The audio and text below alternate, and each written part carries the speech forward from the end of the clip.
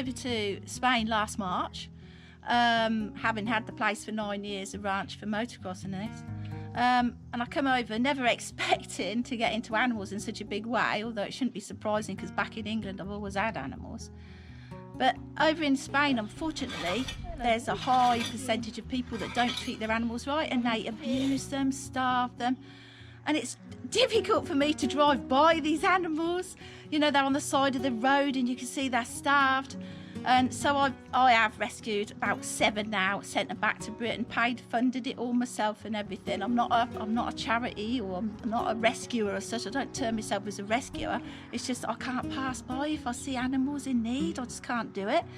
And it's kind of started to take over my life, and I've got to draw a bit of a line under it. So today is about Ollie.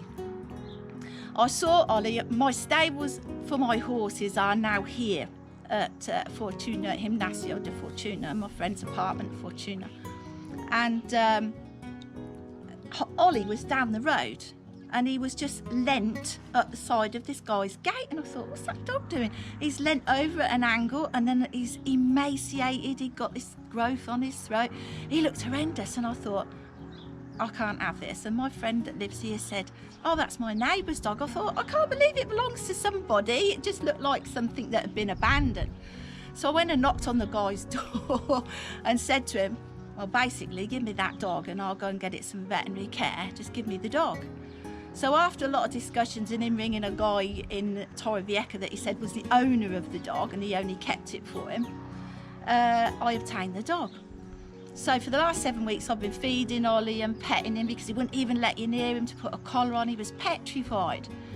Feeding him, getting him veterinary help, and then the vet, when I took it to the vet, scanned for the microchip, and lo and behold there was a microchip, as is the law apparently with these hunting dogs, which Ollie's a hunting dog. So then it put Carmen in a spot, the vet, because she said, well, I have to by law ring up the owner and say that this dog is here with me in case it's lost. So that's what she did. She rang up the owner, and he's now a guy supposedly from Murcia, and I've been told that he breeds them. Whether that's the fact, I don't know, and that he'd given this dog away and he didn't know that it ended up in a state like this. I tend to listen with one ear thinking, yeah, that's probably a little bit of BS. And Ollie's been with me, as I say, 7 weeks, and today, in a few moments' time, the guy that supposedly owns the dog that lives in Murcia is coming with the police and my vet, Carmen Bolonga, to pick the dog up. Well, I don't want him to have the dog, because if he's let it get in that state or has not even been bothered enough, then I don't certainly want him to go back to being nearly dead. So today I've crowdfunded as much as I can. I don't really like asking for any help, but I'm not in a position to do all this on my own anymore. So I've asked for €200 and already reached that. Within 10 minutes I'd got the €200 offered from various people on Facebook, which was wonderful. And now we're waiting for these guys to arrive. So I'm hoping that I'm going to be try and keep calm and not get upset or excited about it or get obnoxious with him. Okay, so we've had a fantastic bit of a result here. I'm so pleased. Thanks to Kimberly Barry and the vet, Carmen Bolonga.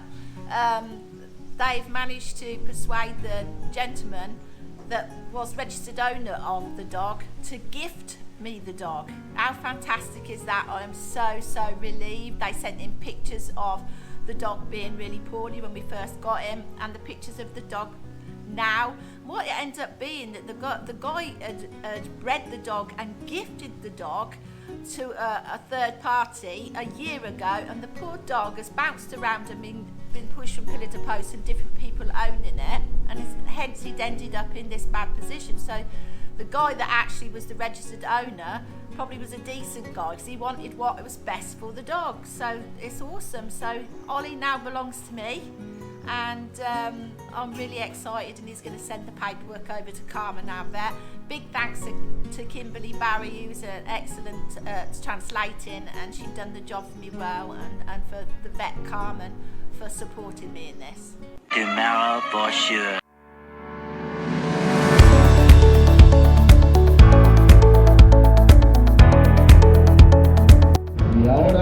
Oh yeah. So we're at Albeda, one of my favourite tracks with my good friend Andrew, who hooked up again. And this is the opening round of the Spanish MX1, MX2 Nationals. It's also the 85cc and ladies. I think the ladies are out there now, and then we're going to be going watching some of the MX2. Awesome circuit, so it's great to finally watch a full-blown meeting here as well.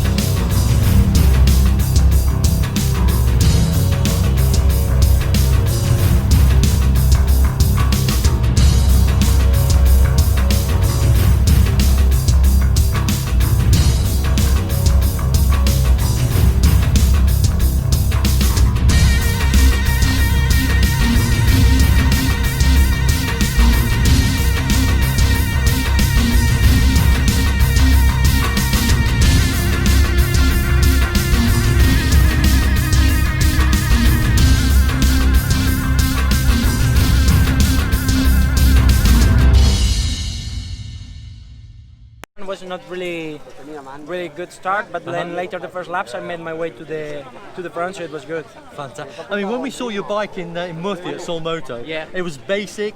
It still had the standard sprocket on it. Yeah, but that was the Now- 450. Now it's a 250. That's and- the 250. Yeah, Oh, yeah. right, okay. Yeah, because I was trying to make some hours on top of the 450 for winter, Right. and to make a good precision. And now I went back to the 250 as I have to race in MS2 in the World MX2, you are, Championship. yeah. So you've got the deal for that. So you're doing that. Yeah, MS2 250 all year long. Fantastic. Well, you're stoked. I mean, honestly, qualifying and then obviously the 2 races. Honestly, mate. I mean, in a different league. Yeah, it went well. Hope for the next one to go the same way I'm sure. and to make it like this till the end of the championship. So you're going to stay in the Spanish Championship as well? You're going to do 2 disciplines? No, because I race for Italian team for the World Championship. So I will probably be moving from Italy to Spain a lot. Right. Just to do the Spanish Championship and stuff.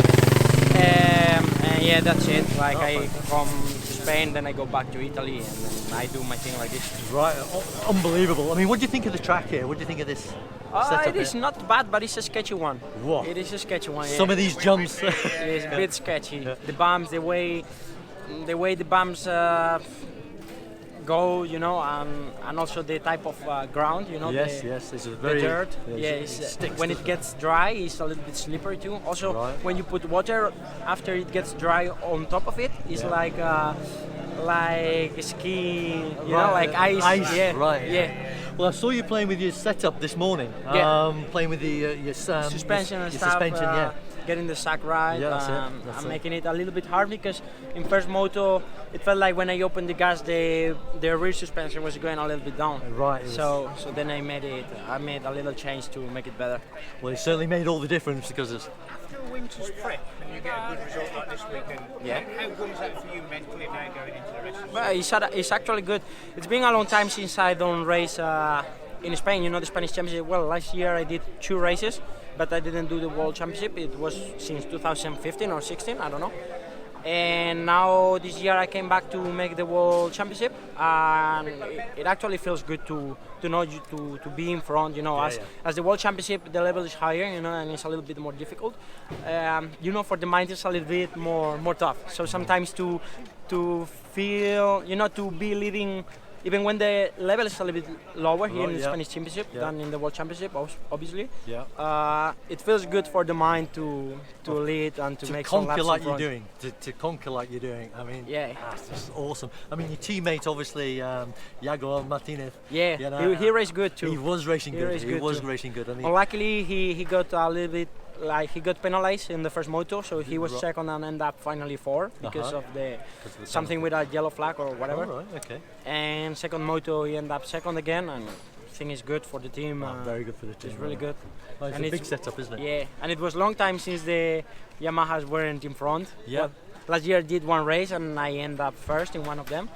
But yeah, now is long time I think since Yamaha didn't have think the you're right. I mean, the have you always red been- plate. Have you always been in Yamaha? No, I spent 4 years with the Kawasaki in the FNH Kawasaki racing team, in a Dutch team. Yeah. And now I came to Yamaha last year, and I have this year and 1 more to go. So yeah. Fantastic. Thank you too. Yeah. Ruben, as always, I'll see you.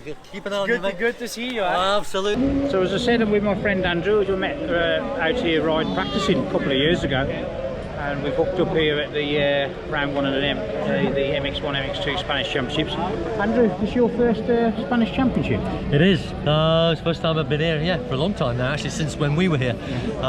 It's great to see the circuit, how it's changed and come on, and no, it's been a great day, hasn't it? Oh, certainly is. Definitely worth coming out to try and catch a European Championship round. Different level to back home in the UK. And the weather, look at this is in Jan. Oh, 2nd of February.